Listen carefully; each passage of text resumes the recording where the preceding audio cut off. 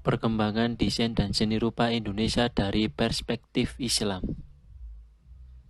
Mari simak berikut ini.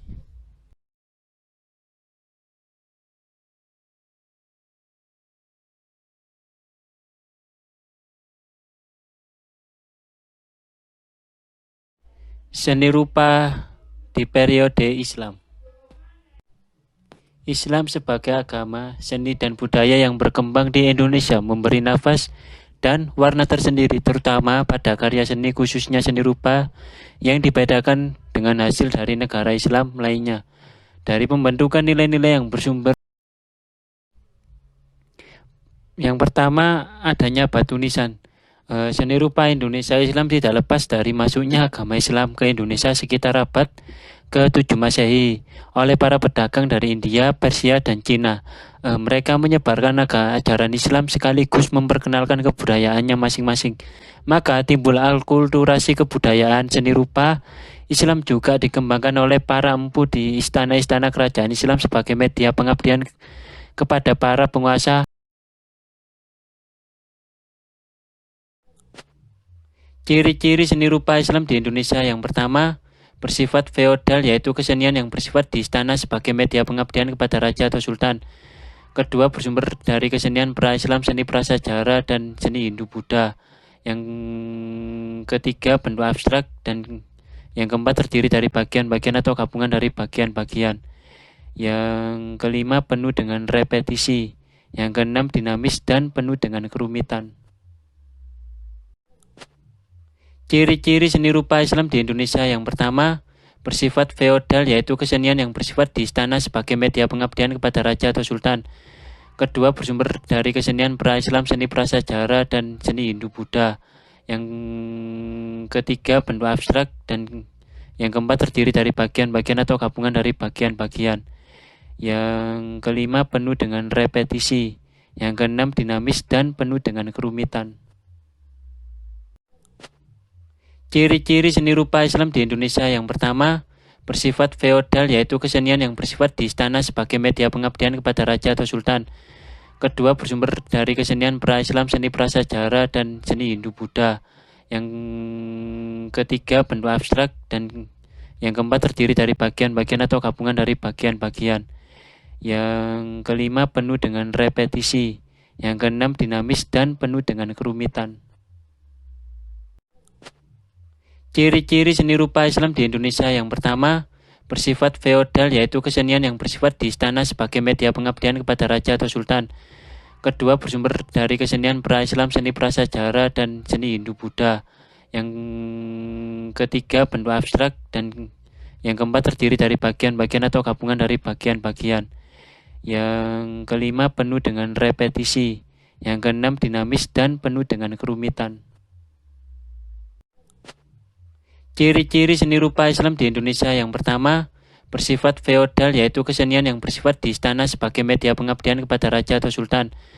Kedua, bersumber dari kesenian pra-Islam, seni prasejarah, dan seni Hindu-Buddha. Yang ketiga, bentuk abstrak, dan yang keempat terdiri dari bagian-bagian atau gabungan dari bagian-bagian.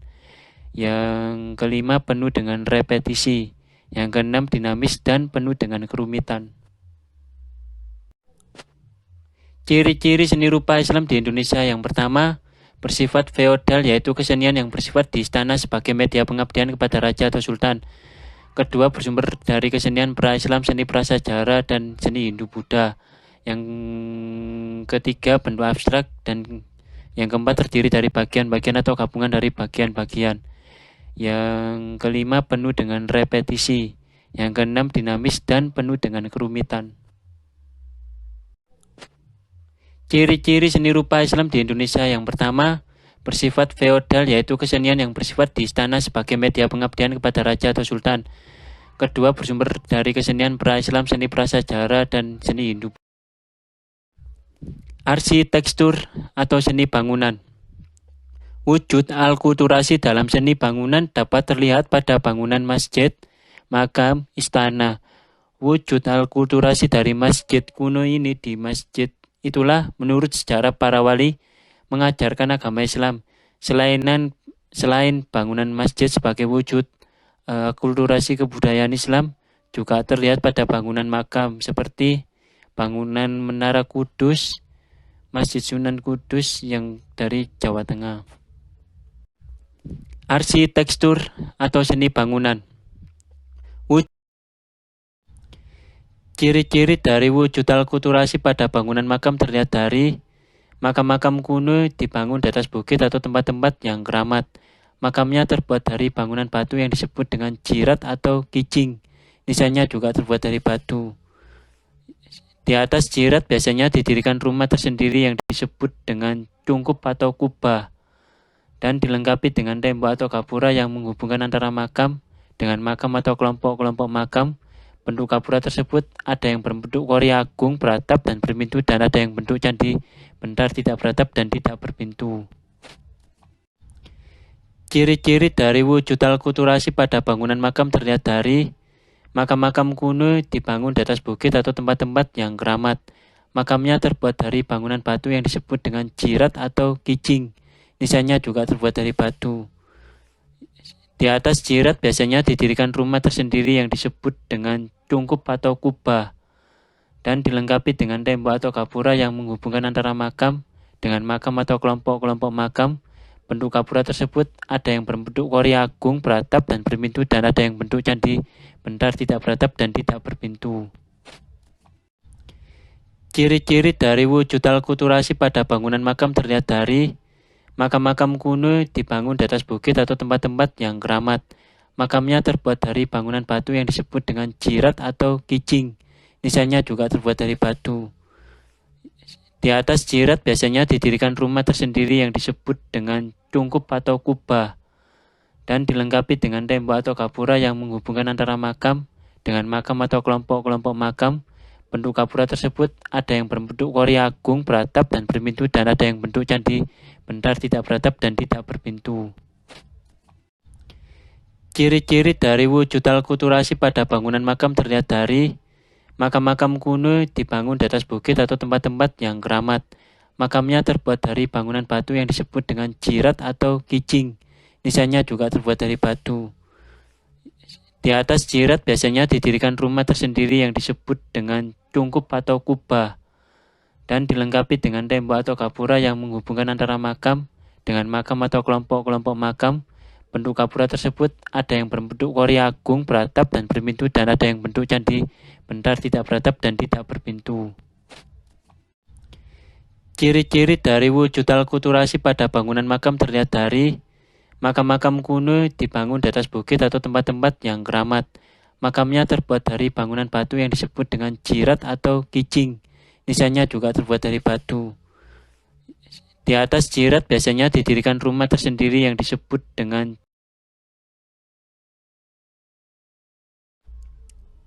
seni hias. Tradisi Islam tidak menggambarkan bentuk manusia atau hewan. Seni ukir relief yang menghias masjid makam Islam berupa saluran tumbuh-tumbuhan, namun terjadi pula sinkretisme agar didapat keserasian. Di tengah ragam hias saluran terdapat bentuk keren distilir ukiran ataupun hiasan. Selain ditemukan di masjid juga ditemukan pada gapura-gapura atau pada pintu dan tiang untuk hiasan pada gapura. Gambar di samping tersebut adalah gerbang kaligrafi bertulisan basmalah. Seni hias. Tradisi Islam tidak menggambarkan bentuk manusia atau hewan. Seni ukir relief yang menghias masjid makam Islam berupa saluran tumbuh-tumbuhan, namun terjadi pula sinkretisme agar didapat keserasian. Kaligrafi. Seni lukis kaligrafi baginya adalah sebuah upaya memahami alam yang terbentang di sekitar dan di dalam diri sendiri dengan segala tanda-tandanya adalah inspirasi yang bisa digali dan disikapi hingga memunculkan pengalaman spiritual budaya dan tradisi. Aceh menjadi puncak inspirasi kaligrafinya, tempat di mana ia dibesarkan dalam tradisi yang menjunjung tinggi kaligrafi. Maka lahirlah karya-karya kaligrafi epik kental nuansa kepahlawanan dan perjuangan rakyat Aceh seperti Hikayat Perang Sabil, Teungku Tejik Pantai Kulu, Kisah Heorek Teokumar, dan Untayan Menikam syair-syair religi Aceh. Di samping adalah gambaran tulisan kaligrafi karya. Selanjutnya karya Ahmad Sadeli Dalam proses perkembangan seni modern dan kontemporer Islam di Indonesia secara tidak langsung tidak bisa dilepaskan dari proses islamisasi, pengaruh sosial, politik, serta pertumbuhan Islam secara kultural di Indonesia. Sebagai contoh kasus saja, pada Festival Istiqlal yang terjadi di tahun 1990-an. Pada era 1990-an juga ditandai sebagai mekarnya gairah perkembangan keagamaan di kalangan umat Islam di Indonesia. Dan di sini adalah karya Ahmad Sadali Mas pada bidang keriput pada tahun 1973.